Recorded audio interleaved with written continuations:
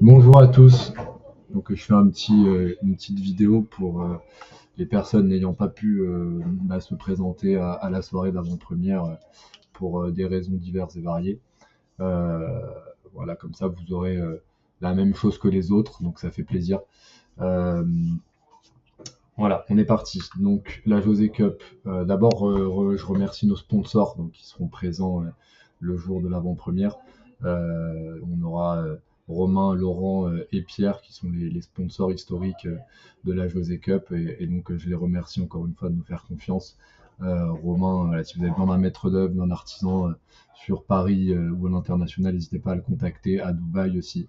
On a Laurent pour Fix and Ride, il répare vos vélos à domicile aussi sur les marchés. Et enfin Pierre Canva, là c'est plus du gros œuvre du côté de Nemours, n'hésitez pas à aller checker ça. Un petit point sur la José Cup 4, donc, qui a eu lieu l'année dernière. Donc c'est 38 heures de stream en quelques chiffres, un pic à 17 viewers, c'est pas énorme, et une victoire des Bleus qui a été fêtée. Voilà, ça a été une défaite difficile à encaisser pour nous les Rouges, mais aujourd'hui on s'en est remis et voilà, ça nous a rendu plus forts. La José Cup 5, elle aura lieu du coup du 1er au 4 mai 2025.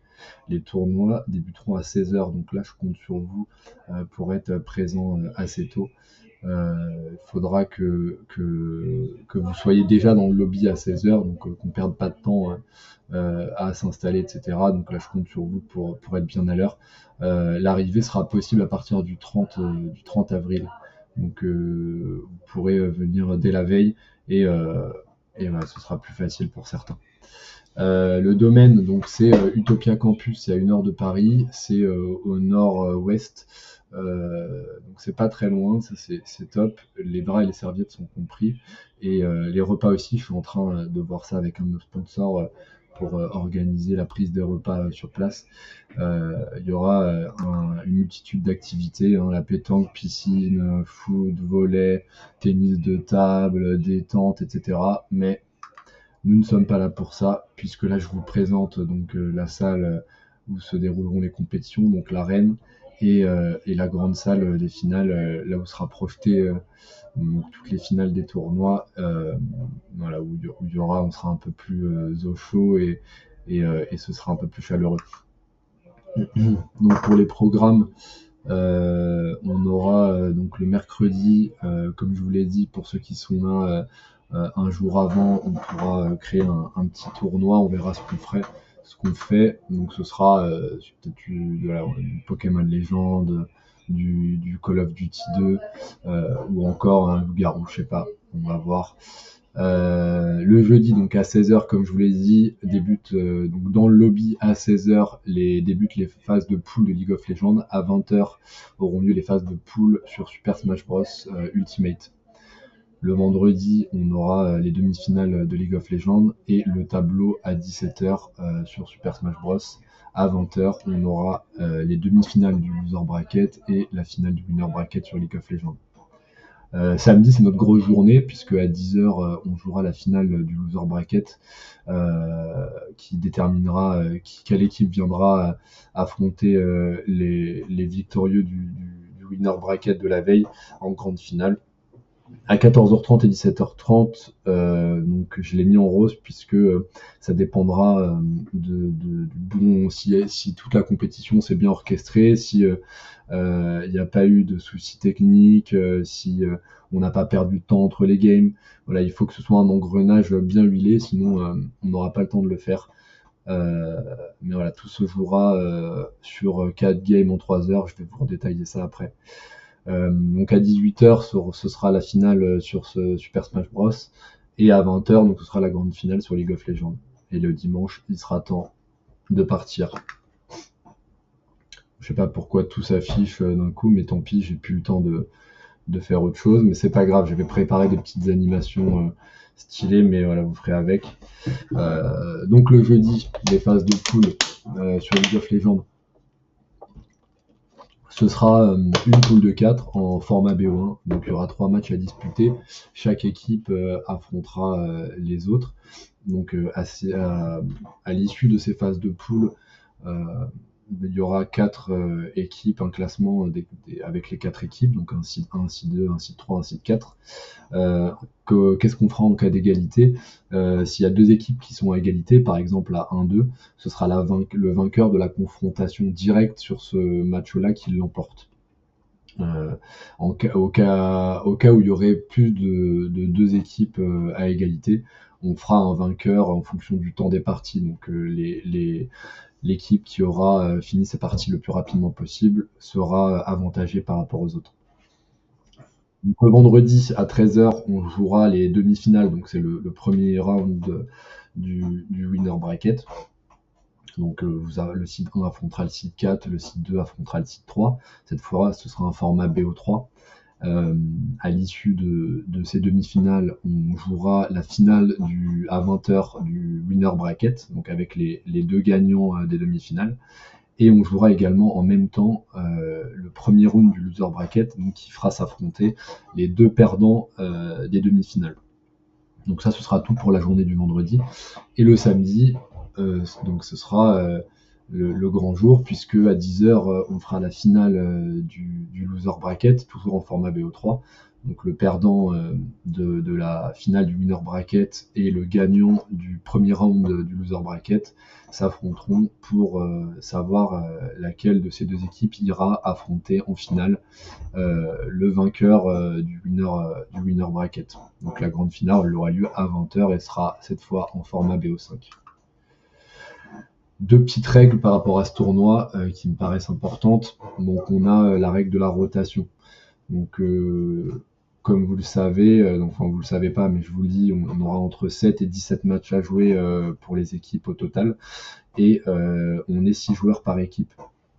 Donc ce qui sera important, c'est qu'il y ait une rotation complète, obligatoire, quelle que soit la phase de chaque joueur. C'est-à-dire que le premier joueur qui sort sur le premier match, il ne pourra pas sortir avant le 6e match.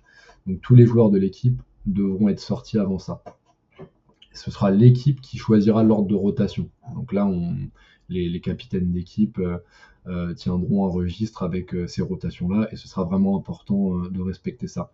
La règle du banni, donc là, c'est en fait le joueur qui ne participera pas à la partie.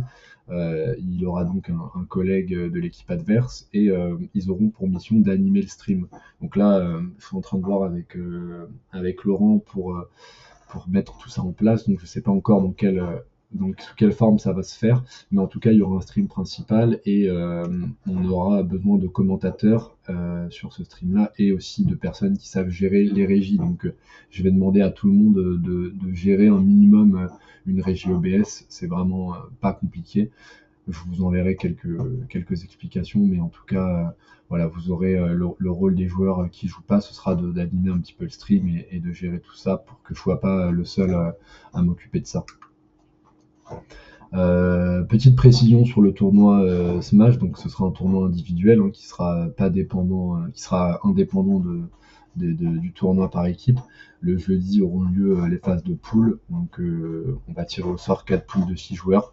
Il y aura un match de chauffe maximum, ce sera du format BO1. Faut savoir que ça fait beaucoup de matchs donc sur les phases de poule, donc on ne pouvait pas mettre un format plus long. Ce sera 3 stocks, 7 minutes, pas d'objets ni de ball smash sur les cartes officielles. Donc là on est resté sur le règlement des tournois officiels. À l'issue de ces phases de poule, donc les 4 meilleurs joueurs iront disputer les tableaux suivants.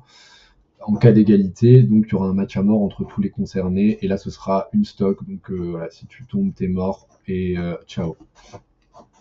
Vendredi aura lieu donc à 17h les phases de tableau, donc c'est pareil, faudra aller assez vite, donc il y aura un tirage en fonction du site. Si vous êtes sorti site 1 de votre pool, vous affronterez un site 4 d'une autre pool, un site 2 affrontera un site 3. Cette fois ce sera un format BO3 dans les mêmes conditions. Et enfin, le samedi à 18h aura lieu la grande finale en format BO5 dans les mêmes conditions et on élira le grand vainqueur. Comme pour League of Legends, je vais avoir besoin de votre aide. On aimerait que le Smash se déroule sur 4 postes en même temps et pas sur les ordis, donc il nous faudrait 4 télés. Je pense qu'il y en aura déjà quelques-unes sur place, mais ça, je vous dirai, j'aurais peut-être besoin de vous solliciter pour le matériel et surtout pour les Switch et les manettes. Donc ça, j'imagine que tout le monde a sa manette, mais il faudra voilà, ramener les Switch. Donc n'hésitez pas à me dire déjà si vous en avez chez vous. Vous pouvez m'envoyer un petit message comme ça, je compte votre machine. Et j'aurai aussi besoin de commentateurs. On a notre commentateur fétiche, David, qui nous a fait un taf monstrueux l'année dernière, mais tout ne peut pas reposer sur lui malheureusement. Donc n'hésitez pas à vous entraîner aussi à commenter des games pour le stream, ça ferait énormément plaisir. Le tournoi TFT, comme je vous le disais, tout se déroulera le samedi. Donc là, il y aura la nécessité d'être 8, 16 ou 24, puisque c'est des lobbies de 8 joueurs. Il y aura une première, donc dans le cas où on serait 24, il y aurait une phase de pool, donc ce serait 3 games avec 3 lobbies random à chaque fois. Les joueurs accumulent des points en fonction de leur classement. Donc le premier aura 8 points, le dernier aura 1 point. Pour espérer se qualifier pour la finale. Donc c'est les 8 joueurs ayant cumulé le plus de points au fur et à mesure des 3 parties qui s'affronteront dans une dernière partie en BO1. Par rapport au pool, s'il y a des égalités, donc on prendra le classement moyen. S'il y a encore une égalité, ce sera le plus haut rang atteint, le meilleur classement atteint dans l'une des parties. Et s'il y a encore une égalité, on prendra le temps de survie dans les games, comme pour les poules sur LoL. Je reviens voilà, sur les équipes pour vous expliquer un petit peu comment on a fait. Donc, vous pouvez voir sur le tableau de gauche, on a fait un scoring donc en fonction du rang en partie classée, donc de fer 4 à diamant 1, ça nous fait un scoring entre 1 et 28. On est allé voir vos OPGG pour vous scorer par rapport à ça, et voilà, on a regardé vos classements de solo queue. Quand il n'y avait pas d'infos en solo queue, on est allé voir votre classement flex, et quand il n'y avait pas d'infos en classement flex, malheureusement vous avez hérité d'un petit 1 sur 28, ce qui fait de vous une merguez, on peut le dire. Ensuite, donc on a regardé vos rôles, donc les rôles que vous m'avez donnés dans le questionnaire, donc le rôle principal et le rôle secondaire, et grâce à ça, on a effectué un tirage en essayant de respecter au mieux donc les affinités en troisième critère, en deuxième critère les rôles, et en premier critère évidemment la moyenne, donc pour que la moyenne de l'équipe soit le plus homogène possible et qu'elle soit surtout homogène entre elles. Comme vous pouvez le voir, on a un écart type de 0,8, ce qui est tout à fait acceptable par rapport au niveau des équipes. Donc voilà, je vous ai remis une petite photo des équipes voilà, qui vont venir s'affronter. On a les verts, donc avec Vaal, Arca, Liandar, moi-même, Soka et Romzer. On peut dire que c'est l'équipe des beaux gosses. On a l'équipe bleue, donc composée de Arcak, Jumplight, Bedwarf, Psy, Petit Jus et Tom Tom. Donc ça, je l'ai appelé l'équipe de la tryhard. Hein. Je pense qu'il n'y a pas d'autre terme. Ensuite, on a l'équipe des Berbères, composée de Bora, de Soul, de Seven, de Salad, de Mika et de JB. Et enfin, l'équipe des Sauvages avec Shrek, Grid, Tattoo, Yuge, Osmose et Darkj. Une dernière petite slide pour vous présenter un peu le classement historique des joueurs de la J-Cup. C'est des données qui sont mises à jour depuis la José Cup 2.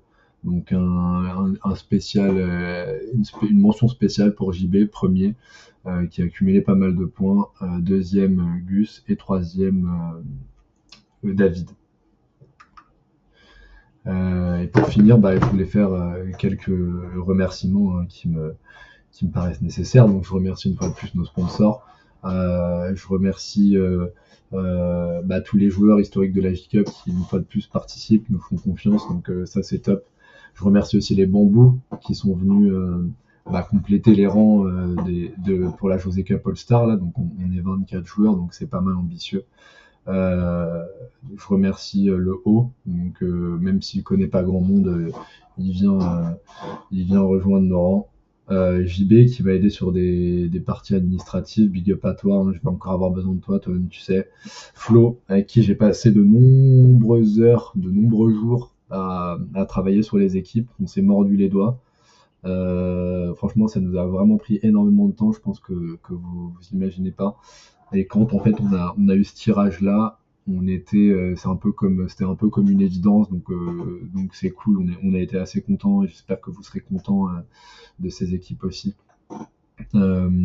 Alan, pardon, qui m'a vachement aidé aussi pour designer la compétition, qui s'occupe de tout ce qui va être interface, résultats, logiciel pour les classements, etc. Donc merci à toi. Je sais que vous nous regardez du Maroc ou de je ne sais quelle autre contrée, mais big up à vous.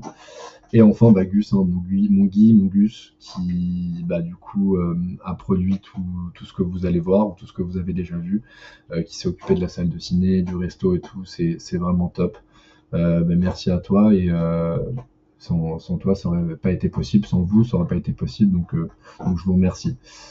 Écoutez, j'espère bientôt vous retrouver, j'espère que les entraînements vont se dérouler le mieux possible, qu'il y aura une bonne ambiance, hein. Je compte sur vous pour mettre votre ego de côté, pour essayer d'être des bonnes personnes, des bons potes. On n'est pas là pour se prendre la tête. C'est que du gaming, c'est que du plaisir.